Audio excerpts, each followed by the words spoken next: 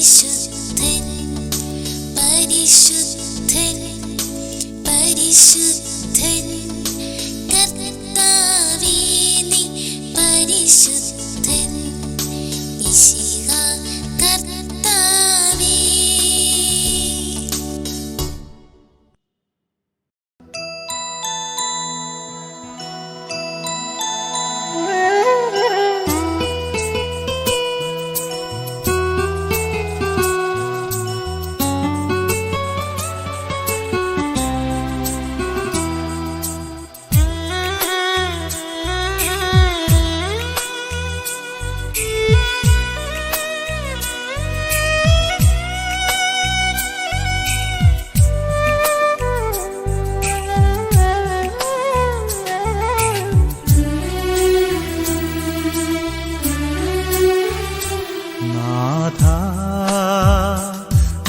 ഞങ്ങളോടൊത്തു വസിച്ചാലും നാഥ ഞങ്ങളോടൊത്തു വസിച്ചാലും ഒരു കൂടാരം ഞാൻ നിനക്കായി തീർത്തിടാം ഹൃദയമാം എമ്മാവൂസിൽ നാഥ ഞങ്ങളോടൊത്തു വസിച്ചാലും ആത്മാവിലും സത്യത്തിലും ആരാധിച്ചിടുന്നു ഞങ്ങൾ ആത്മാവിലും സത്യത്തിലും ആരാധിച്ചിടുന്നു ഞങ്ങൾ.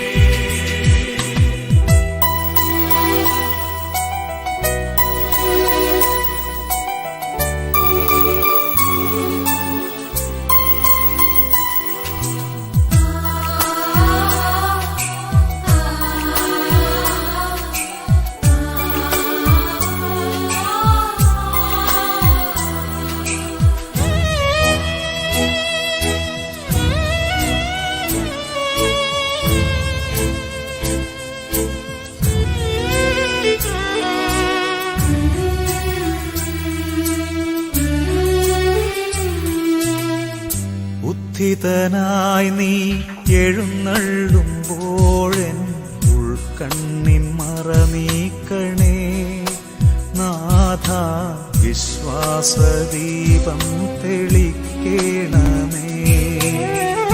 ഉത്ഥിതനായി നീ എഴുന്നള്ളുമ്പോഴെൻ ഉൾക്കണ്ണിൻ മറനീക്കണേ നാഥ വിശ്വാസദീപം തെളിക്കേണമേ.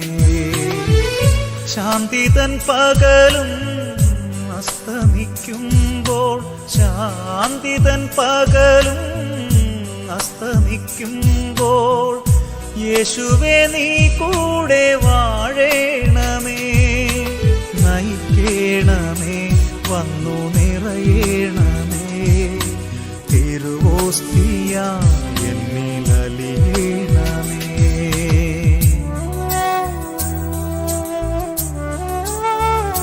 നാഥ ഞങ്ങളോടൊത്തു വസിച്ചാലും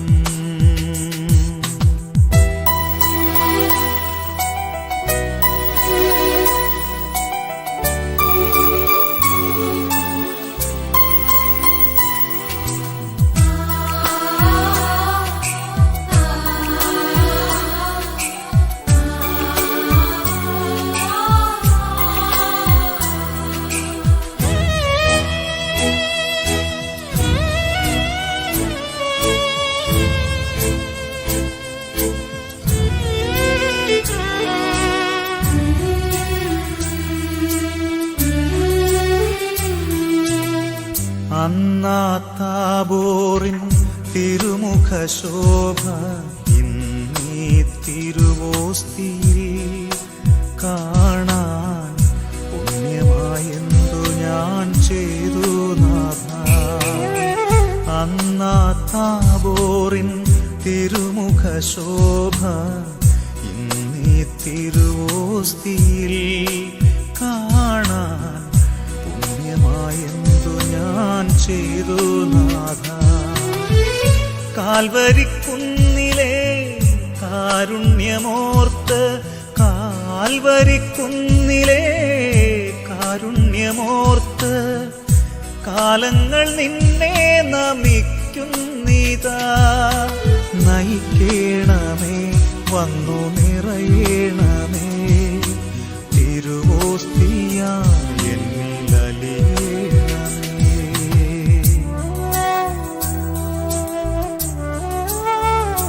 നാഥ, ഞങ്ങളോടൊത്തു വസിച്ചാലും ഒരു കൂടാരം ഞാൻ നിനക്കായി തീർത്തിടാം. ഹൃദയമാം എമ്മാവൂസിൽ നാഥ, ഞങ്ങളോടൊത്തു വസിച്ചാലും ആത്മാവിലും സത്യത്തിലും ആരാധിച്ചിടുന്നു ഞങ്ങൾ. ആത്മാവിലും സത്യത്തിലും ആരാധിച്ചിടുന്നു ഞങ്ങൾ.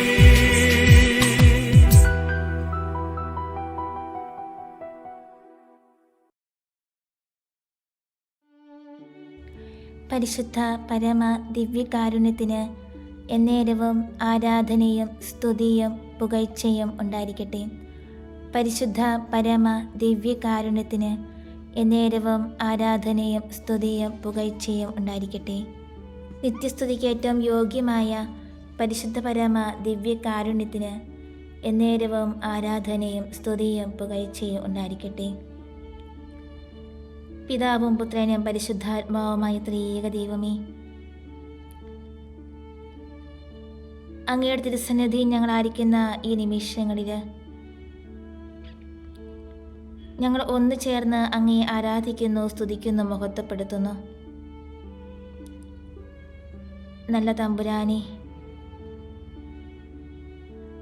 അവർണ്ണനീയമായ അങ്ങയുടെ ദാനത്തെക്കുറിച്ച് അങ്ങേക്ക് ഞങ്ങൾ നന്ദി പറയുന്നു. ഈ നിമിഷങ്ങളിൽ അങ്ങയുടെ തിരുസന്നിധിയിലായിരിക്കുവാൻ ഞങ്ങളെ ഓരോരുത്തരെയും അനുഗ്രഹിക്കുന്നതിനെ ഓർത്ത് നന്ദി പറയുന്നു. അങ്ങയുടെ അനന്തമായ കരുണയിൽ ആശ്രയിച്ചുകൊണ്ട് അങ്ങയുടെ അനുഗ്രഹങ്ങളെയും കൃപകളെയും ഹൃദയങ്ങളെ സ്വീകരിക്കുവാൻ ഞങ്ങളിതാ ഒരുങ്ങിയിരിക്കുന്നു. ഈശോയെ, അങ്ങ് അരുളി ചെയ്തിട്ടുണ്ടല്ലോ, എൻ്റെ സമാധാനം ഞാൻ നിങ്ങൾക്ക് തരുന്നു എന്ന്. അങ്ങയുടെ സമാധാനവും ശാന്തിയും ലോകം മുഴുവനിലും വ്യാപരിക്കുവാൻ അങ്ങ് തന്നെ ഇടവരുത്തണമേ. പത്രോസിൻ്റെ പിൻഗാമിയായി സഭയുടെ അജപാലകനായി അങ്ങ് തിരഞ്ഞെടുത്തുയർത്തിയ മാർ ലിയോ പാപ്പായി 14-ാമൻ പാപ്പയെ ഓർത്ത്, ഓ നല്ല ദൈവമേ, അങ്ങേക്ക് ഞങ്ങൾ നന്ദി പറയുന്നു. നല്ലൊരു അജപാലകനെ സഭയ്ക്ക് നൽകിയ അങ്ങയുടെ നിസ്സീമമായ സ്നേഹത്തെ ഞങ്ങൾ വാഴ്ത്തുന്നു. ഈശോയെ, അവർണ്ണനീയമായ അങ്ങയുടെ ദാനത്തെക്കുറിച്ച് ഓർക്കുമ്പോൾ അങ്ങ് ഞങ്ങളെ ഇത്രയും സ്നേഹിക്കുവാൻ ഞങ്ങൾക്ക് എന്ത് യോഗ്യതയാണ് ഉള്ളത് എന്ന് അറിയാതെ ഞങ്ങൾ ചോദിച്ചു പോകുന്നു. വിശുദ്ധ യോഹന്നാന്റെ സുവിശേഷം 21-ാം അധ്യായം 15 മുതൽ 17 വരെയുള്ള തിരുവചനങ്ങൾ. അവർ പ്രാതൽ കഴിച്ചു കഴിഞ്ഞപ്പോൾ ഈശോ ശെമിയോൻ കേപ്പായോട് ചോദിച്ചു, യോനായുടെ പുത്രനായ ശെമിയോനെ, ഇവരേക്കാൾ അധികമായി നീ എന്നെ സ്നേഹിക്കുന്നു? അയാൾ പറഞ്ഞു, ഉവ്വ് കർത്താവേ, ഞാൻ നിന്നെ സ്നേഹിക്കുന്നുവെന്ന് നിനക്കറിയാമല്ലോ. അവൻ അയാളോട് അരുളി ചെയ്തു, എൻ്റെ കുഞ്ഞാടുകളെ എനിക്കായി നീ മേയ്ക്കുക. അവൻ രണ്ടാമതും അയാളോട് ചോദിച്ചു, യോനായുടെ പുത്രനായ ശെമിയോനെ, നീ എന്നെ സ്നേഹിക്കുന്നു? അയാൾ പ്രതിവചിച്ചു, ഉവ്വ് കർത്താവേ, ഞാൻ നിന്നെ സ്നേഹിക്കുന്നുവെന്ന് നിനക്കറിയാമല്ലോ.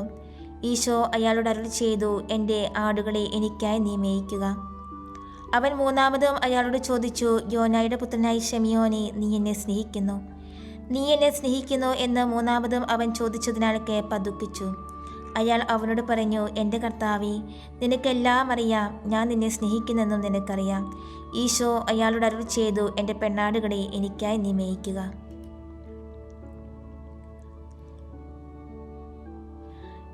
ഈശോയോടുള്ള സ്നേഹത്താൽ നമ്മുടെ ഹൃദയത്തെ ജ്വലിപ്പിക്കണമേ എന്ന് നമുക്ക് അവിടുത്തോട് അപേക്ഷിക്കാം.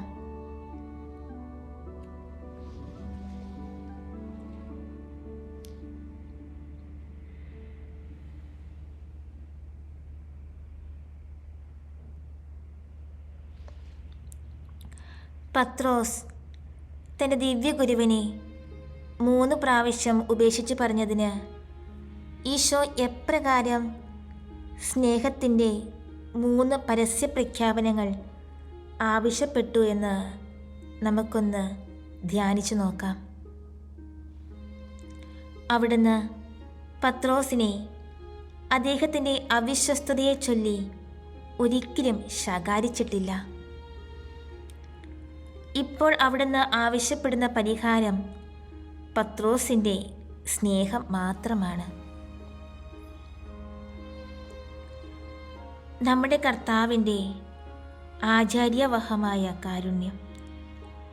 ഇത്ര നല്ല ഗുരുവിനെ എപ്പോഴെങ്കിലും ഞാൻ ദ്രോഹിച്ചിട്ടുണ്ടെങ്കിൽ എൻ്റെ നന്ദിഹീനതയ്ക്ക് പരിഹാരം ചെയ്ത് അവിടുത്തെ പൂർണ്ണ ഹൃദയത്തോടെ സ്നേഹിക്കാൻ ഇത് നമ്മുടെ ഹൃദയത്തെ പ്രത്യാശ കൊണ്ട് നിറയ്ക്കേണ്ടതല്ലേ?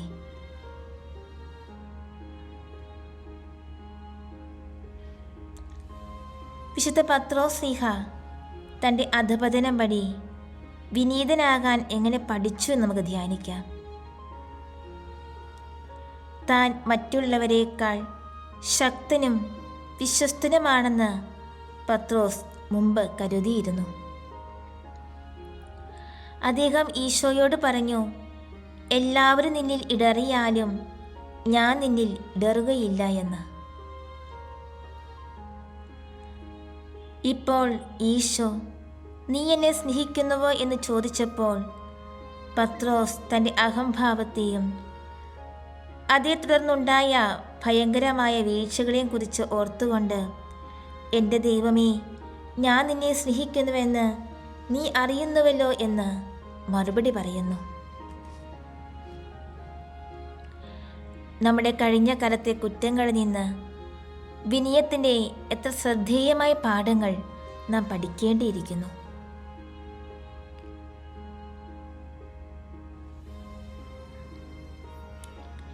തൻ്റെ അജഗണത്തെ ഭരമേൽപ്പിക്കുന്നതിന് മുൻപ് ഈശോ പത്രോസിൽ നിന്ന് സ്നേഹപ്രഖ്യാപനം സ്വീകരിക്കുന്നത് ശ്രദ്ധിക്കുക.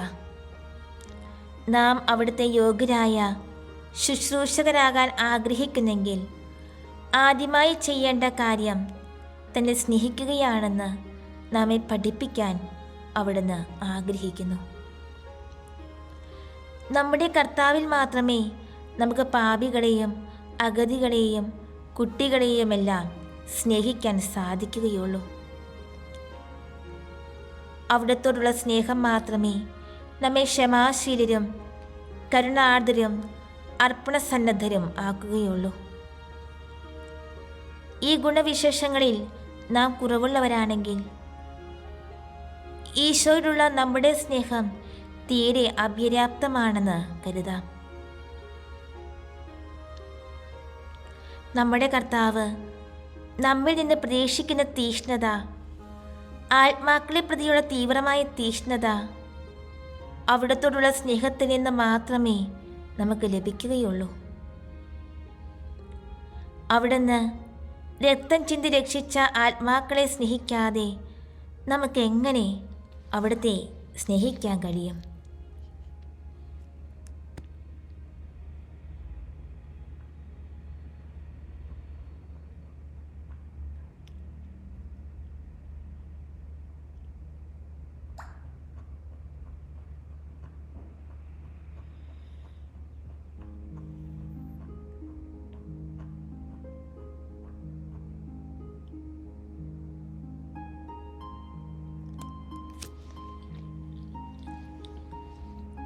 വിശുദ്ധ മത്തായിയുടെ സുവിശേഷം 28-ാം അധ്യായം 16 മുതൽ 20 വരെയുള്ള തിരുവചനങ്ങൾ. ശിഷ്യന്മാർ 11 പേരും ഈശോ നിർദ്ദേശിച്ചിരുന്ന ഗലീലിയയിലെ മലയിലേക്ക് പോയി. അവനെ കണ്ടപ്പോൾ അവർ അവനെ ആരാധിച്ചു. എന്നാൽ ചിലർ സംശയിച്ചു. ഈശോ അവരെ സമീപിച്ച് അരുൾ ചെയ്തു, സ്വർഗത്തിലും ഭൂമിയിലും സർവ്വ അധികാരവും എനിക്ക് നൽകപ്പെട്ടിരിക്കുന്നു. എൻ്റെ പിതാവ് എന്നെ അയച്ചതുപോലെ ഞാനും നിങ്ങളെ അയക്കുന്നു. നിങ്ങൾ പോയി എല്ലാ ജനതകളെയും ശിഷ്യപ്പെടുത്തുവിൻ.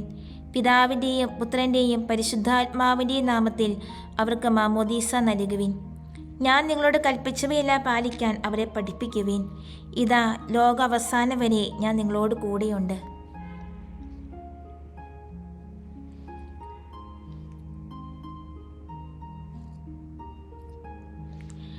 ഈശോയെ കൂടുതൽ അറിയുന്നതിനും കൂടുതൽ സ്നേഹിക്കുന്നതിനുമുള്ള അനുഗ്രഹം നമുക്ക് പ്രാർത്ഥിക്കാം.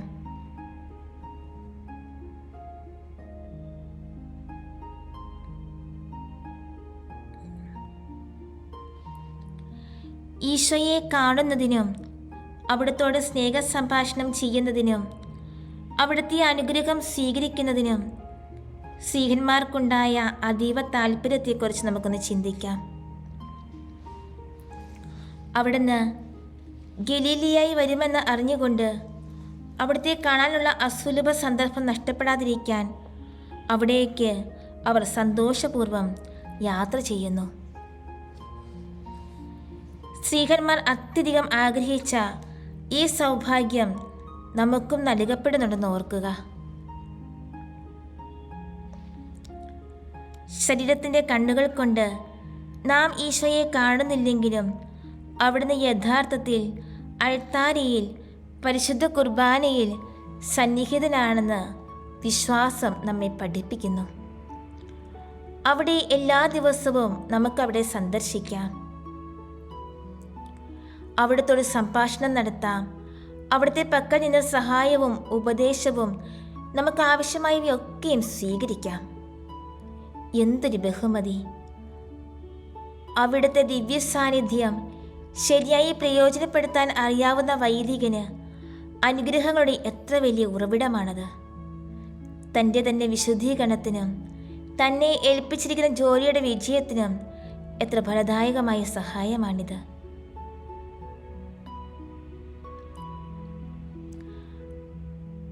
സ്വർഗത്തിലും ഭൂമിയിലും സർവ്വ അധികാരവും എനിക്ക് നൽകപ്പെട്ടിരിക്കുന്നു എന്ന നമ്മുടെ കർത്താവിൻ്റെ വാക്കുകളെപ്പറ്റി നമുക്ക് ധ്യാനിക്കാം.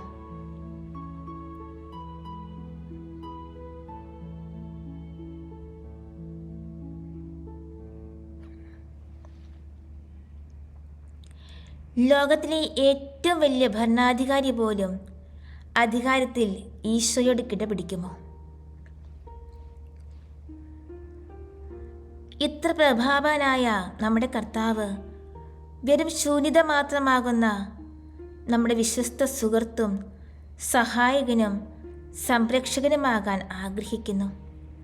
ഇത്ര വലിയ സവിശേഷ അനുഗ്രഹത്തിന് അർഹത നേടാനും അതിനുണ്ടാകാവുന്ന പ്രതിബന്ധങ്ങൾ നീക്കാനും ഞാൻ എത്ര ഉത്സാഹത്തോടും ശ്രദ്ധയോടും കൂടി പരിശ്രമിക്കേണ്ടിയിരിക്കുന്നു. നമ്മുടെ തീഷ്ണതയാലും ദൈവസ്നേഹത്തിലുള്ള ഉത്സാഹത്താലും ഈ സൗഹൃദം കൂടുതൽ ഗാഢമാക്കാൻ പാടുള്ളതെല്ലാം നമുക്ക് ചെയ്യാം.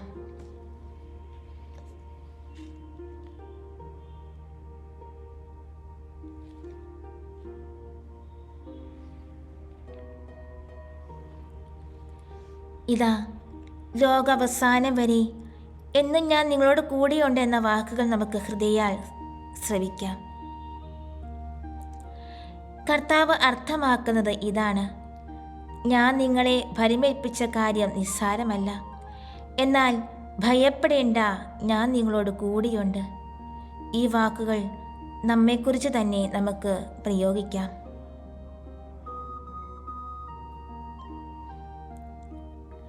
കാരണം നമ്മൾ ഏത് ജീവിത അന്തസ്സിലാണെങ്കിലും നമ്മുടെ ദൈവവിളി അനുസരിച്ച് നമ്മുടെ തന്നെ വിശുദ്ധീകരണത്തിനായി, നമ്മുടെ തെറ്റുകൾ തിരുത്തുന്നതിനും നമ്മെ വിശുദ്ധരാക്കുന്നതിനും സുഹൃതങ്ങൾ അഭ്യസിക്കുന്നതിനുമായി നിരന്തരം പരിശ്രമിക്കുവാൻ നമുക്ക് കടമയുണ്ട്. നമുക്ക് മറ്റുള്ളവരുടെ ആത്മാക്കളെ രക്ഷിക്കുന്നതിനും വിശുദ്ധീകരിക്കുന്നതിനും, അതായത് അവരെ പാപത്തിൽ നിന്ന് അകറ്റുന്നതിനും സുഹൃത്തത്തിൻ്റെ മാർഗത്തിലൂടെ നയിക്കുന്നതിനും കടമയുണ്ട്.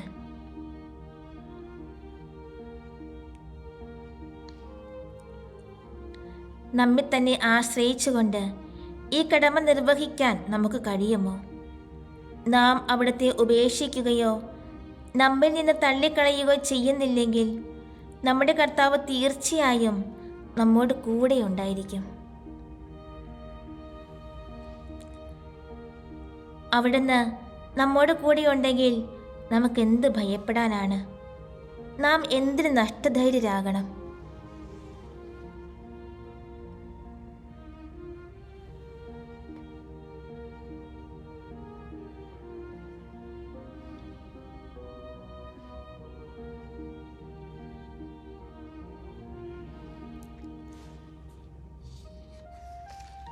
വിശുദ്ധ മർക്കോസ് അറിയിച്ച സുവിശേഷം 16-ാം അധ്യായം 14-15 തിരുവചനങ്ങൾ.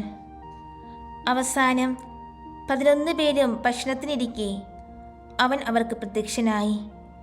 ഉദിതനായ തന്നെ കണ്ടവരെ വിശ്വസിക്കാതിരുന്നത് നിമിത്തം വിശ്വാസക്കുറവിൻ്റെയും ഹൃദയകാഠിന്യത്തിൻ്റെയും പേരിൽ അവൻ അവരെ കുറ്റപ്പെടുത്തി.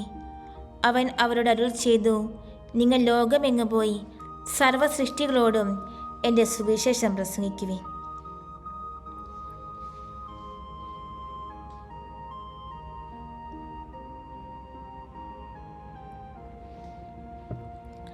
നമ്മിൽ സജീവ വിശ്വാസവും ഈശോയുടെ അനന്ത നന്മയിലും വൈഭവത്തിലും അചഞ്ചലമായ പ്രത്യാശയും ഉണ്ടാകുവാനായി നമുക്ക് പ്രാർത്ഥിക്കാം.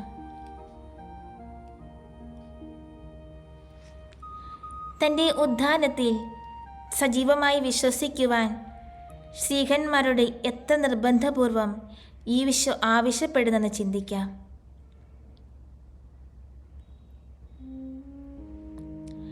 ഈ വിശ്വാസം ക്രിസ്തുമതത്തിൻ്റെ അടിസ്ഥാനമാണ്. ഇത് അവർക്ക് ആത്മാക്കൾക്ക് വേണ്ടി ജോലി ചെയ്യാൻ പ്രചോദനവും പരീക്ഷണങ്ങളിൽ ശക്തിയുടെയും ആശ്വാസത്തിൻ്റെയും കേന്ദ്രവുമാകേണ്ടിയിരിക്കുന്നു. നമുക്കും ദൈവരാജ്യ വിസ്തൃതിക്കായി നിസ്വാർത്ഥം പ്രയത്നിക്കാൻ സാധിക്കണമെങ്കിൽ ഉദ്ധാനത്തിലുള്ള സുദൃഢമായ വിശ്വാസം അത്യന്താപേക്ഷിതമാണ്. ആകയാൽ അതിനായി നാം എത്ര തീഷ്ണതയോടെ പ്രാർത്ഥിക്കേണ്ടതാണ്.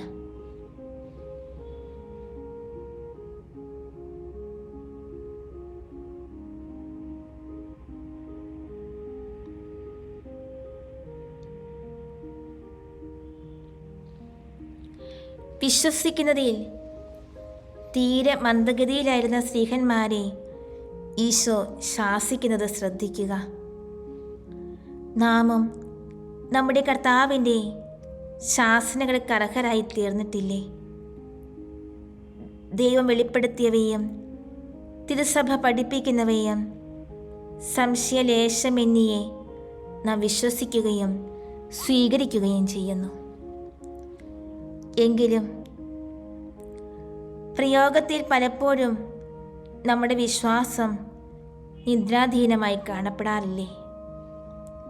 ഉദാഹരണമായി, നമ്മുടെ കർത്താവ് ഏറ്റവും നല്ല, ഏറ്റവും വേഗമുള്ള, ഏറ്റവും വിശ്വസ്തനായ സ്നേഹിതനാണെന്ന് നാം വിശ്വസിക്കുന്നു.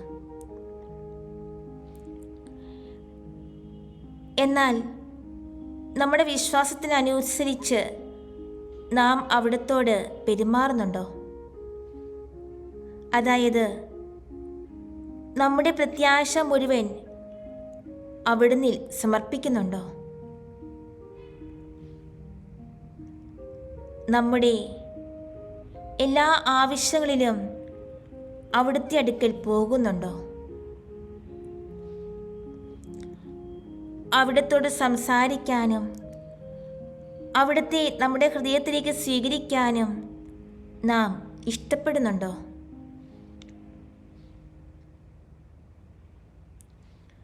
ഇത്ര വിലയേറിയ സൗഹൃദം കാത്തുസൂക്ഷിക്കാൻ പാടുള്ളതെല്ലാം നാം ചെയ്യുന്നുണ്ടോ?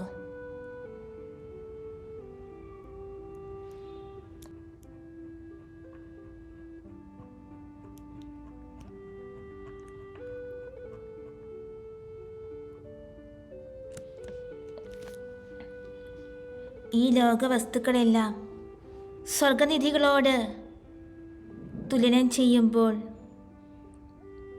വെറും ശൂന്യത മാത്രമാണെന്ന് നാം വിശ്വസിക്കുന്നു.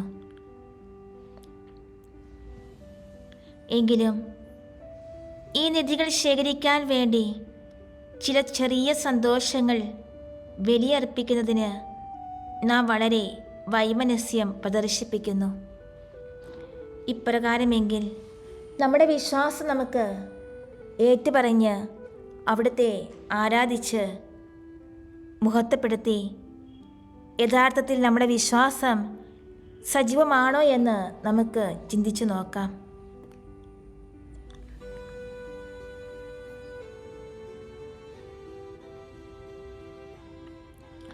നമ്മുടെ കർത്താവ് എങ്ങനെ സ്ത്രീഹന്മാരെ ആശ്വസിപ്പിക്കുന്നു എന്ന് ചിന്തിക്കുക.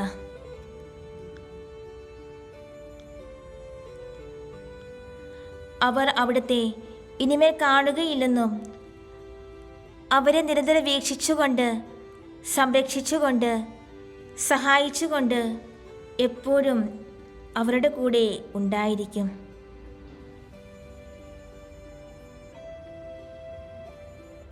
നമ്മുടെ കർത്താവിൻ്റെ ഈ വാഗ്ദാനം സ്ത്രീഹന്മാരെ പോലെ നമുക്കും ലഭിച്ചുകൊണ്ടിരിക്കുന്നു. ആകയാൽ നമ്മൾ ചെയ്യുന്ന ഏത് ജോലികളിലും നമുക്കുണ്ടാകുന്ന പ്രയാസങ്ങളിലും ഞെരുക്കങ്ങളിലും ആശ്വാസപ്രദമായ ഈ ചിന്തകൾ നമുക്ക് നിലനിർത്താം.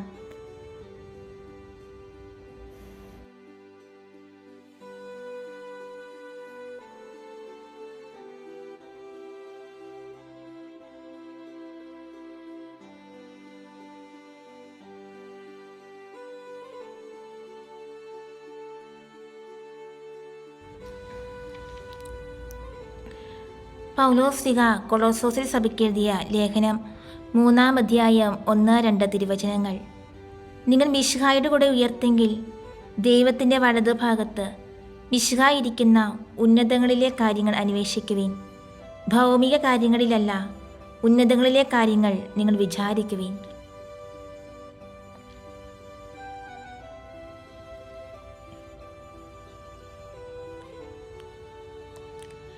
നമ്മുടെ ഹൃദയത്തെ ലൗകിക വസ്തുക്കളിൽ നിന്ന് കൂടുതൽ അകറ്റുന്നതിനും നമ്മിൽ സ്വർഗീയ കാര്യങ്ങളിൽ ആസക്തി വർദ്ധിപ്പിക്കുന്നതിനും അനുഗ്രഹം നമുക്ക് വിനയപൂർവ്വം അപേക്ഷിക്കാം.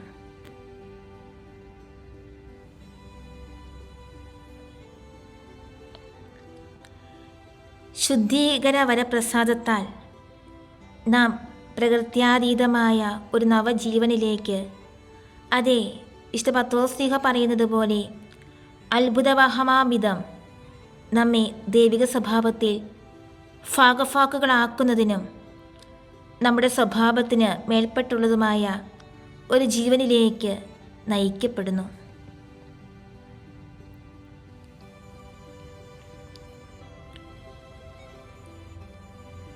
നമ്മുടെ ലൗകിക ജീവിതം തന്നെ തീർച്ചയായും ദൈവത്തിൻ്റെ ഒരു വലിയ ദാനമാണ്. എന്നാൽ സ്വാഭാവികമായ എല്ലാ പ്രതീക്ഷകൾക്കും ആശകൾക്കും അതീതമായ ഒരു നിലയിലേക്ക് നമ്മെ ഉയർത്തുന്ന ഈ ദാനത്തെക്കുറിച്ച് നമുക്ക് എന്ത് പറയാൻ സാധിക്കും? ഒരു രാജാവ് തൻ്റെ പ്രജകളിൽ ഒരാളെ തൻ്റെ മകൻ്റെ കിരീടാവകാശികളുടെ ഈ സ്ഥാനത്ത് ഉയർത്തിയാൽ അത് മഹത്തായ ഔദാര്യമായി എല്ലാവരും പരിഗണിക്കും. എന്നാൽ ഇതുതന്നെയും ദൈവം നമുക്ക് ചെയ്തു തന്നിട്ടുള്ളതിൻ്റെ മങ്ങിയ ചിത്രീകരണം മാത്രമേ ആകുന്നുള്ളൂ.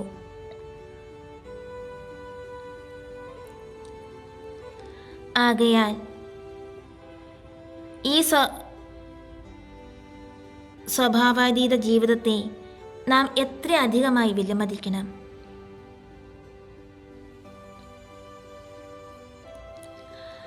അതീത ജീവിതത്തെ അത് നഷ്ടമാകാതിരിക്കാൻ എത്രയധികം ശ്രദ്ധാലുക്കളും നിശ്ചയദാർഢ്യമുള്ളവരുമായിരിക്കണം. ദൈവകൃപയാൽ നമുക്ക് ലഭിച്ചിരിക്കുന്ന മാർഗങ്ങൾ ഉപയോഗിച്ച് അതിനെ വർദ്ധിപ്പിക്കാൻ നാം എത്ര താല്പര്യപൂർവ്വം പരിശ്രമിക്കണം.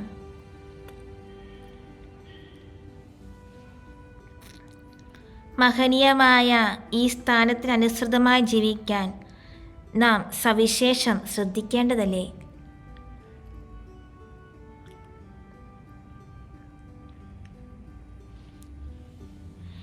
മിശിഹായുടെ കൂടെ ഉയർത്തെങ്കിൽ ഉന്നതങ്ങളിലെ കാര്യങ്ങൾ അന്വേഷിക്കുവിൻ. ഭൗമിക കാര്യങ്ങളിലല്ല, ഉന്നതത്തിലെ കാര്യങ്ങൾ വിചാരിക്കുവിനെന്ന് വിശുദ്ധ പൗലോസിൻ്റെ വാക്കുകളെക്കുറിച്ച് നമുക്ക് ചിന്തിക്കാം.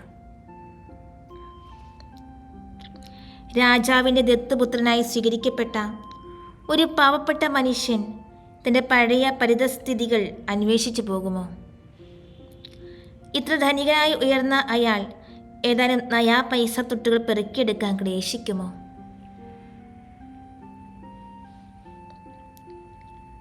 മുമ്പ് അവന് സുഖം നൽകിയിരുന്ന നിസ്സാര വസ്തുക്കൾ സമ്പാദിക്കാൻ ഇന്നയാൾ ബുദ്ധിമുട്ടുമോ? താൻ ഉയർത്തപ്പെട്ടിരിക്കുന്ന മഹനീയ സ്ഥാനത്തിന് യോജിച്ച വിധം അത്ര ഉയർന്ന ചിന്തകളും അധികാര തൃഷ്ണയും ആയിരിക്കുകയില്ലേ ഇന്ന് അയാളുടേത്? ദൈവസുതൻ എന്ന നിലയിൽ നമ്മുടെ സ്ഥിതി കൂടുതൽ മഹനീയമാകിയാൽ അതിൻ്റെ തോതനുസരിച്ച് നമ്മുടെ അഭിലാഷങ്ങളും ഉദ്യമങ്ങളും കൂടുതൽ ഉന്നതമാവണം. ദൈവത്തിൻ്റെ അതുല്യ കൃപാകടാക്ഷം നമ്മെ ഉയർത്തിയ അത്യുത്കൃഷ്ട സ്ഥാനത്തിന് അനുഗുണമായിരിക്കണം എൻ്റെ സമസ്ത വിചാരങ്ങളും വികാരങ്ങളും വാക്കുകളും പ്രവൃത്തികളും.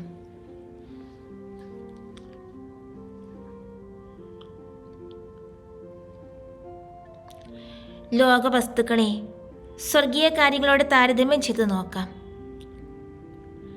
ലൗകിക വസ്തുക്കൾ അനിശ്ചിതവും ക്ഷണികവും നശ്വരവുമാണ്, തന്മൂലം അഗണ്യവുമാണ്.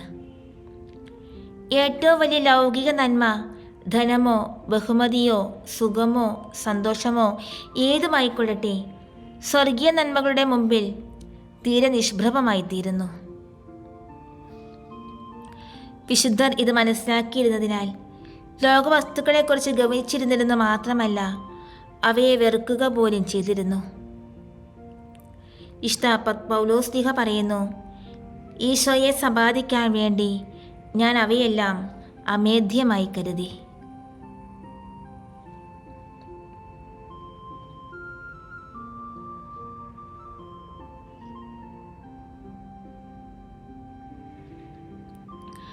മഹത്വം പ്രാപിച്ച നവജീവനോടുകൂടെ ഈശോ സ്ത്രീഹന്മാർക്ക് പ്രത്യക്ഷപ്പെടുന്നത് കാണുന്നതായി സങ്കല്പിക്കാം.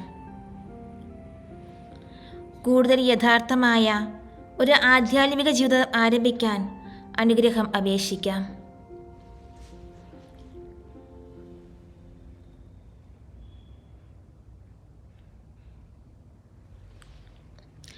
നമ്മുടെ കർത്താവ് നമ്മിൽ വസിക്കുക എത്ര ആവശ്യകമാണെന്ന് ചിന്തിക്കാം.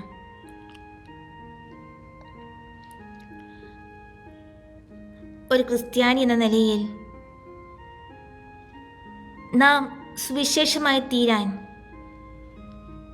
ഒരു ക്രിസ്ത്യാനിക്കൊത്ത വിധം സംസാരിക്കുകയും പ്രവർത്തിക്കുകയും ചെയ്യേണ്ടിയിരിക്കുന്നു.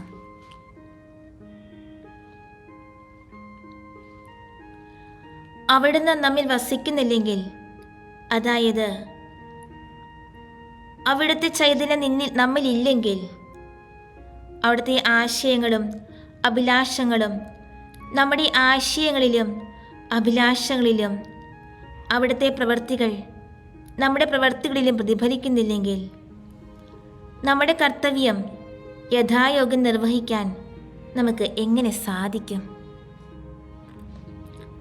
മാത്രമല്ല, ഇത്ര ഉദാത്തമായ മാതൃക നമ്മിൽ രൂപപ്പെടുത്തുന്നതിനേക്കാൾ മഹനീയവും ഉത്കൃഷ്ടവും ഉപകാരപ്രദവുമായ ഒരു നേട്ടം വേറെ എന്തുണ്ട്? ഇത് മനസ്സിൽ കരുതിക്കൊണ്ട് ദൈവത്തിന് വേണ്ടി മാത്രം ജീവിക്കാൻ സർവപ്രയത്നങ്ങളും ക്രമവൽക്കരിക്കാം.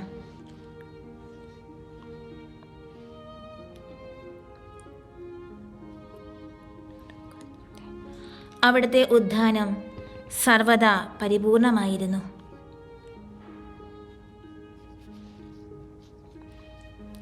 ഉദ്ധാനം ചെയ്ത രക്ഷകനെ എങ്ങനെ നമ്മുടെ ജീവിത മാതൃകയാക്കാൻ കഴിയുമെന്ന് ചിന്തിക്കാം.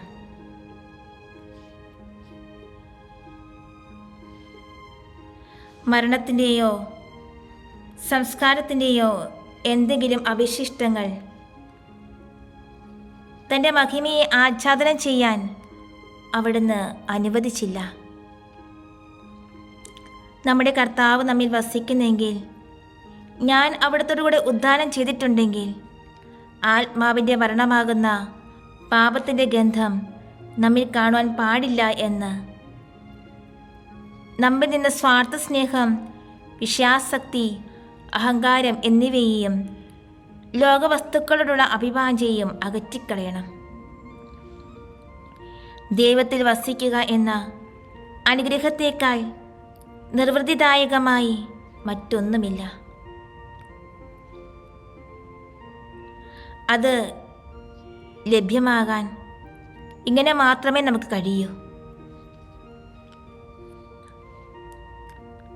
ഇതുവരെ പരിപൂർണതയോടെ ഈ പദവി വരെ നാം എത്തിയിട്ടില്ലെങ്കിൽ, ലോകവസ്തുക്കളെ ഉദാരമായ മനസ്ഥിതിയോടെ ത്യജിച്ചുകൊണ്ടും പരിപൂർണമായ ആത്മപരിത്യാഗം അഭ്യസിച്ചുകൊണ്ടും അസൂയാർഹമായ ആ സ്ഥാനം കൈവരിക്കാൻ എന്നാൽ നമ്മളെ പാടുള്ളതെല്ലാം നാം ചെയ്യേണ്ടിയിരിക്കുന്നു.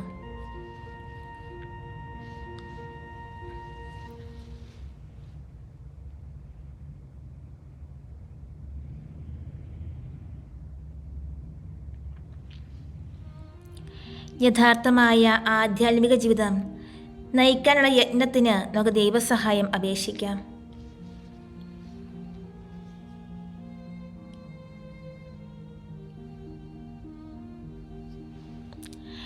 ഈശോയുടെ ഉദ്ധാനം അറിയിക്കാൻ വന്ന എമ്മാവൂസിലെ ശിഷ്യരോട് കർത്താവ് സത്യമായി ഉയർത്തെഴുന്നേറ്റു എന്ന് ശിഷ്യന്മാർ പറഞ്ഞതിനെക്കുറിച്ച് ചിന്തിക്കാം.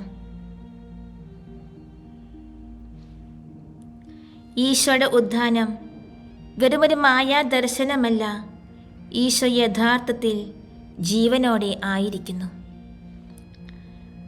ഈ കാര്യത്തിലും ഈശോ നമ്മുടെ മാതൃകയാകുന്നു.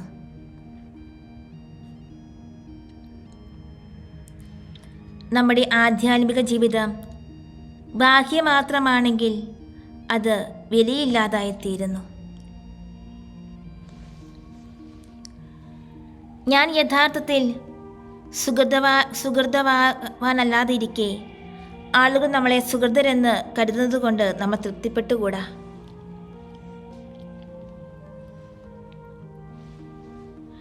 ദൈവം നമ്മുടെ ഹൃദയം തൃക്കൺ പാർക്കുന്നു. അവിടുന്ന് നമ്മുടെ ഏറ്റവും നിഗൂഢമായ വികാരങ്ങളെയും അഭിലാഷങ്ങളെയും അറിയുന്നു. സമദർശിയായ അവിടുത്തെ നയനങ്ങൾ നമ്മുടെ അന്ധകരണത്തിൻ്റെ അഗാധ തലങ്ങളെപ്പോലും നിരീക്ഷിക്കുന്നു. മനുഷ്യർ നമ്മെ വിലമതിക്കുകയും പ്രശംസിക്കുകയും നമ്മെക്കുറിച്ച് നന്നായി ചിന്തിക്കുകയും ചെയ്തേക്കാം.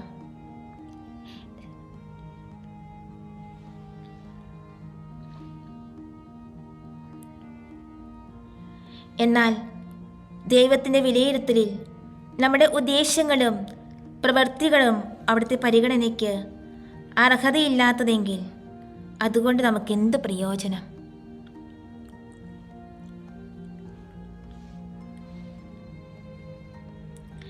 ദൈവത്തിൽ നിന്നാണ് നമ്മുടെ പ്രവൃത്തികളെ ഫലമണിയിക്കാൻ ശക്തിയുള്ള സ്വർഗീയ അനുഗ്രഹങ്ങൾ ലഭിക്കുക. അവിടുന്ന് തന്നെയാണ് ഒരു ദിവസം നമ്മെ വിധിക്കാനും നമ്മുടെ നിത്യസൗഭാഗ്യവും പ്രതിസമ്മാനവും നൽകാനും ഇരിക്കുന്നത്.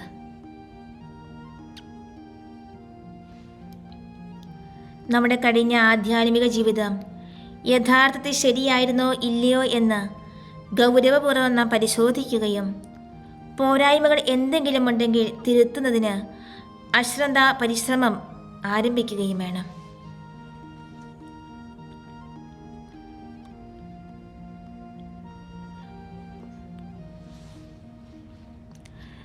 മരിച്ചവരിൽ നിന്ന് ഉദ്ധാനം ചെയ്ത ഈശോ ഇനി ഒരിക്കലും മരിക്കുകയില്ല. മരണത്തിന് ഇനി അവിടുത്തെ മേൽ ആധിപത്യം ഉണ്ടായിരിക്കുകയില്ല എന്ന വിശുദ്ധ പൗലോസ്ലീഹയുടെ വാക്കുകളെക്കുറിച്ച് നമുക്ക് ചിന്തിക്കാം. ദൈവത്തിൻ്റെ അനുഗ്രഹത്താൽ നാം പാപമാകുന്ന മരണത്തിൽ നിന്ന് ഉയർത്തെഴുന്നേറ്റു, എങ്കിലും നാം വീണ്ടും അതിൽ വീണേക്കാം. നമ്മുടെ കർത്താവിനെ അനുകരിച്ച് ആധ്യാത്മിക ജീവൻ ശക്തിപ്പെടുത്തിക്കൊണ്ട് അത് വീണ്ടും നഷ്ടപ്പെടുത്താതിരിക്കാൻ നമുക്ക് പരിശ്രമിക്കാം. നിലനിൽപ്പിനുള്ള അനുഗ്രഹം ദൈവത്തിൻ്റെ ദാനമാണ്.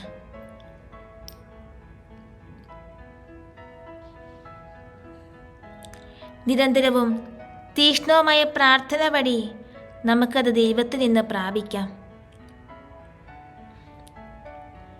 പ്രാർത്ഥനയോടുകൂടി നമ്മുടെ ഹൃദയത്തിന്മേലും പഞ്ചേന്ദ്രിയങ്ങളിന്മേലും നിതാന്ത ജാഗരൂകത പുലർത്തിക്കൊണ്ടും ക്രമരഹിതമായ സ്നേഹങ്ങൾ നിയന്ത്രിച്ചുകൊണ്ടും അത് നിലനിർത്തുകയും ചെയ്യാം.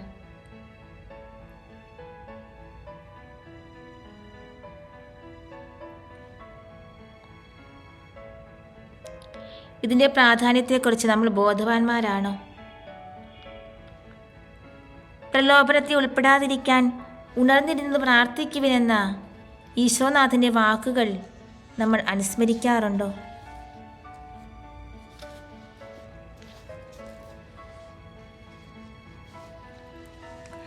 കാരുണ്യവാനും സ്നേഹസമ്പന്നനുമായ നല്ല ദൈവമേ,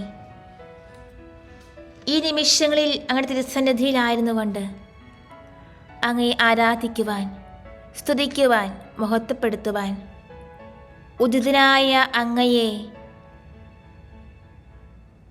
കണ്ടുകൊണ്ട് അങ്ങയെ സ്നേഹിക്കുവാൻ ഞങ്ങളെ അനുഗ്രഹിച്ചതിനെ ഓർത്ത് ഞങ്ങൾ അങ്ങേക്ക് നന്ദി പറയുന്നു.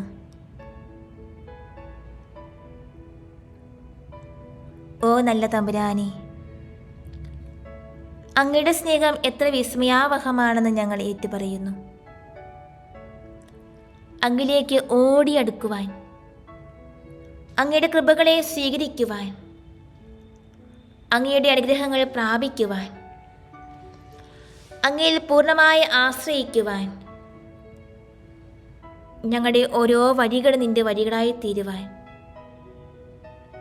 നിന്റെ ചിന്തകൾ മാത്രം ഞങ്ങളുടെ ചിന്തയെ ചേക്കേറുവാൻ, നിന്റെ മിഴികളിലൂടെ മാത്രം അവരെ നോക്കുവാൻ, നിന്റെ മൊഴികളിലൂടെ മാത്രം അവരോട് സംസാരിക്കുവാൻ, നിന്റെ ഹൃദയത്തിലൂടെ മാത്രം അവരെ സ്നേഹിക്കുവാൻ ഞങ്ങളെ അങ്ങ് കനിഞ്ഞനുഗ്രഹിക്കണമേ.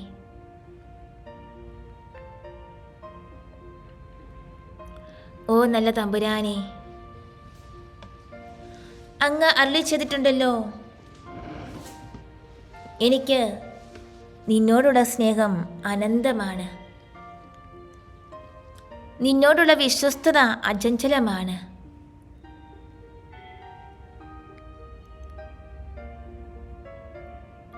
നീ എനിക്ക് ഏറെ വിലപ്പെട്ടവളാണ്. ഞാൻ നിന്നെ അത്യധികം സ്നേഹിക്കുന്നു. ഭയപ്പെടേണ്ട, ഞാൻ നിന്നോട് കൂടെയുണ്ട്. സംഭ്രമിക്കേണ്ട, ഞാനാണ് നിന്റെ ദൈവം. നീ വലത്തോട്ടോ ഇടത്തോട്ടോ തിരിയുമ്പോൾ നിന്റെ പിന്നിൽ നിന്ന് ഒരു സ്വരം ശ്രവിക്കും, ഇതാണ് വഴി, ഇതിലേ പോവുക.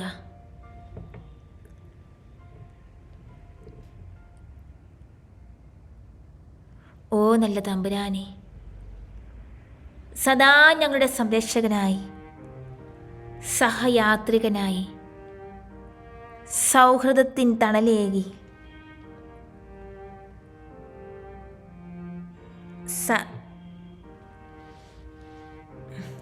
സമയങ്ങൾക്കതീതമായി ഞങ്ങളുടെ കൂടെയായിരിക്കുന്ന അങ്ങയുടെ അനന്തമായ സ്നേഹത്തെ ഓർത്ത് ഞങ്ങൾ നന്ദി പറയുന്നു.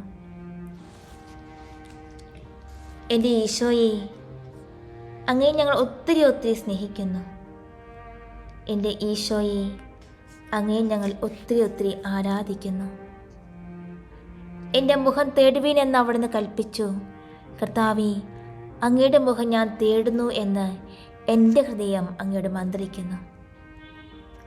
അപ്പനും അമ്മയും എന്നെ ഉപേക്ഷിച്ചാലും കർത്താവ് എന്നെ കൈക്കൊള്ളും.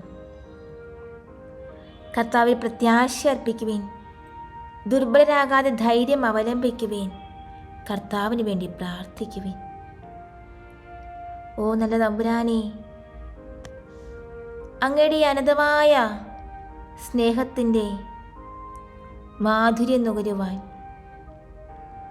ഞങ്ങളെ അനുഗ്രഹിച്ചതിനെ ഓർത്ത് ഞങ്ങൾ നന്ദി പറയുന്നു.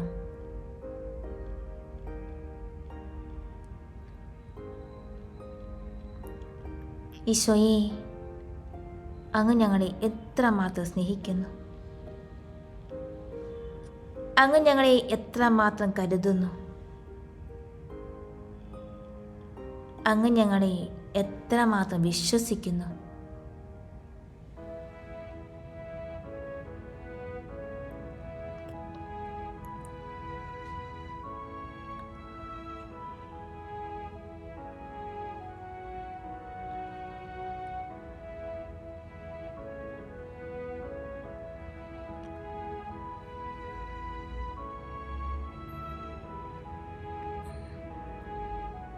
അങ്ങയുടെ സ്നേഹത്തിൽ നിന്ന് ആര് ഞങ്ങളെ അകറ്റി നിർത്തും? അങ്ങയുടെ സ്നേഹം എത്ര വിസ്മയാവഹമാണ്. തൻ്റെ ഏകജാതനായ പുത്രൻ ഈശോയിലൂടെ വെളിപ്പെടുത്തിയ ദൈവത്തിൻ്റെ സ്നേഹം.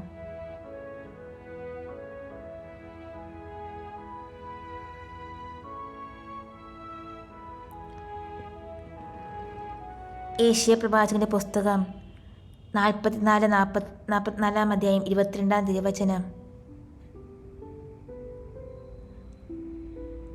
കാർമേഘം പോലെ നിന്റെ തിന്മകളെയും മൂടമഞ്ഞ് പോലെ നിന്റെ പാപങ്ങളെയും ഞാൻ തുടച്ചു നീക്കി. എന്നിലേക്ക് തിരിച്ചു വരിക, ഞാൻ നിന്നെ രക്ഷിച്ചിരിക്കുന്നു. എന്നിലേക്ക് തിരിച്ചു വരിക, ഞാൻ നിന്നെ രക്ഷിച്ചിരിക്കുന്നു. ഭയപ്പെടേണ്ട, ഞാൻ നിന്നോട് കൂടെയുണ്ട്. സംഭ്രമിക്കേണ്ട, ഞാനാണ് നിന്റെ ദൈവം. ഉണർന്ന് പ്രശോഭിക്കുക, നിന്റെ പ്രകാശം വന്നു ചേർന്നിരിക്കുന്നു. കർത്താവിൻ്റെ മഹത്വം നിന്റെ മേൽ ഉദിച്ചിരിക്കുന്നു.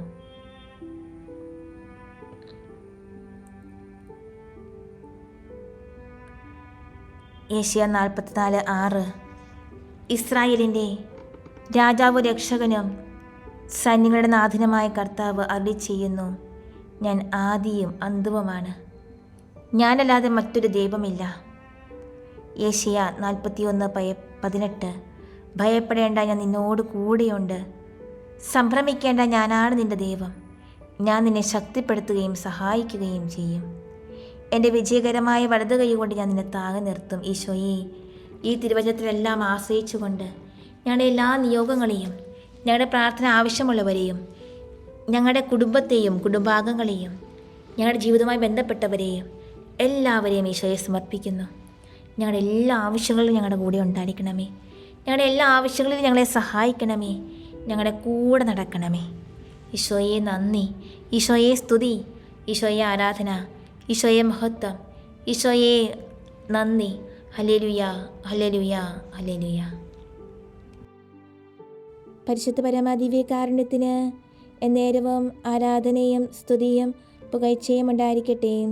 പരിശുദ്ധ പരമദിവ്യകാരുണ്യത്തിന് എന്നേരവും ആരാധനയും സ്തുതിയും പുകഴ്ചയും ഉണ്ടായിരിക്കട്ടെ. നിത്യസ്തുതിക്കേറ്റം യോഗ്യമായ പരിശുദ്ധ പരമദിവ്യകാരുണ്യത്തിന് എന്നേരവും ആരാധനയും സ്തുതിയും പുകഴ്ചയും ഉണ്ടായിരിക്കട്ടെ.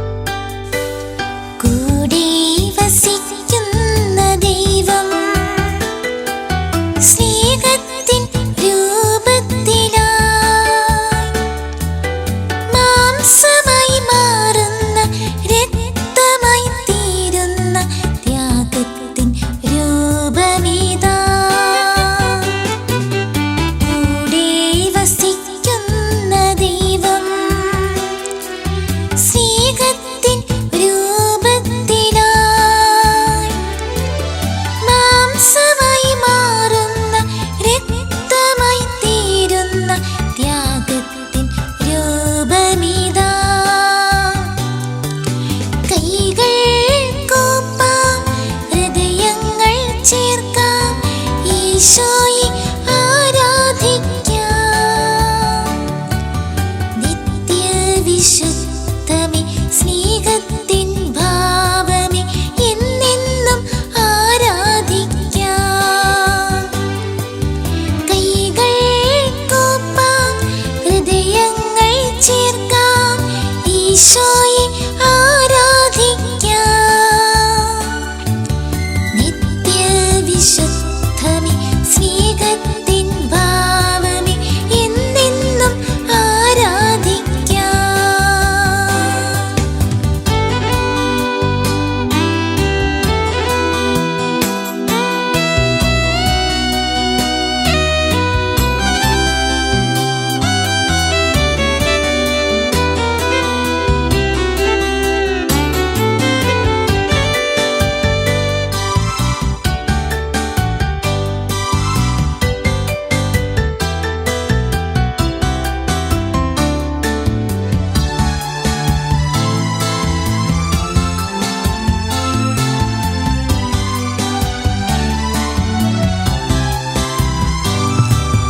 മണ്ണിന്റെ രൂപങ്ങൾ ഏറ്റെടുക്കാൻ വിണ്ണിലെ ഭാവങ്ങൾ വിട്ടെറിഞ്ഞ്, മണ്ണിന്റെ രൂപങ്ങൾ ഏറ്റെടുക്കാൻ വിണ്ണിലെ ഭാവങ്ങൾ വിട്ടെറിഞ്ഞ്, മർത്യനായി തീർന്നൊരു പ്രിയനേശുവേ, മർത്യരാം ഞങ്ങൾക്ക് ആരാധന.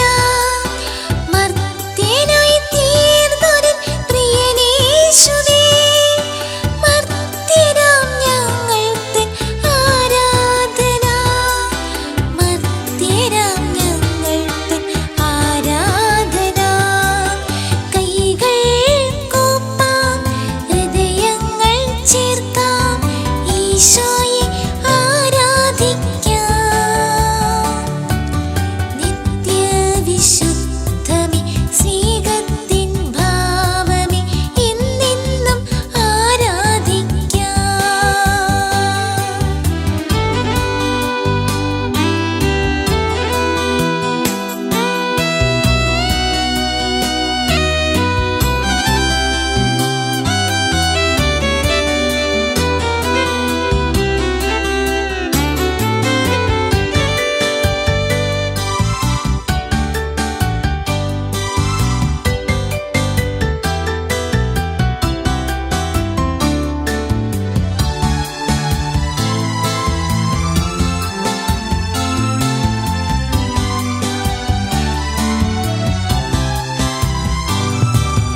നിണമാർന്ന കണ്ണീരിൻ വേളകളിൽ കാണുന്നു നിൻ രൂപം ഹൃത്തടത്തിൽ.